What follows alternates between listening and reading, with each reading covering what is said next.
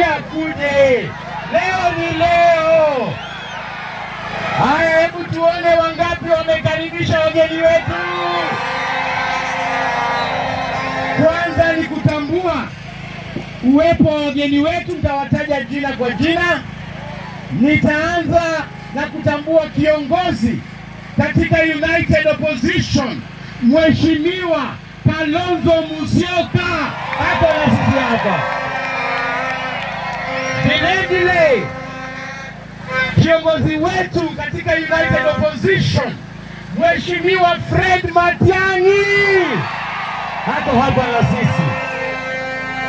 Vilevile tuko hapa na DAP Party Leader, Mheshimiwa Eugene Wamalwa. Vilevile kutoka kule Kisii tuko na kiongozi anaitwa Omingo Magara.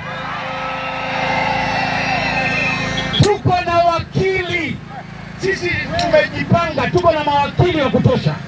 Tuko na mawakili, wakili wa kwanza kutoka Kirinyaga anaitwa Ndegwa Njiru, hapo na sisi hapa.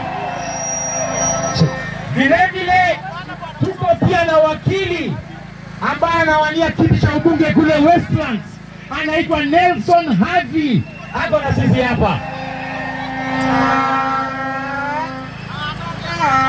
Alafu pia tuko hapa na gavana wa nguvu, gavana wa Trans Nzoia, Gavana George Natembeya. Na vilevile tuko pia na mgombea kiti kule Bungoma, anagombea kiti cha ugavana, Mheshimiwa Baraza wa DAP Kenya. Na mwisho kabisa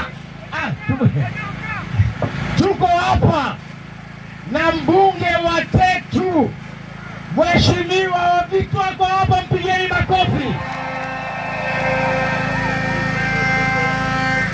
Alafu tuko pia na seneta wa Kisii, Seneta Onyonka, ako hapa na sisi. Tuko pia na Mheshimiwa Brian Lishenga, ako hapa na sisi. Tuko hapa na msichana Gen Z, Women Rep Bungoma, anaitwa Mheshimiwa Mwangale, Mheshimiwa Mwangale. Vijana, mkitaka namba ya hiyo mtakuja niwapatie namba ya huyo Gen Z. Na wapanga leo vizuri.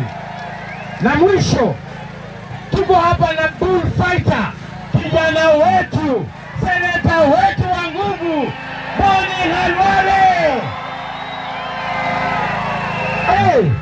Leo ni leo. Mulitayari? Sasa mimi na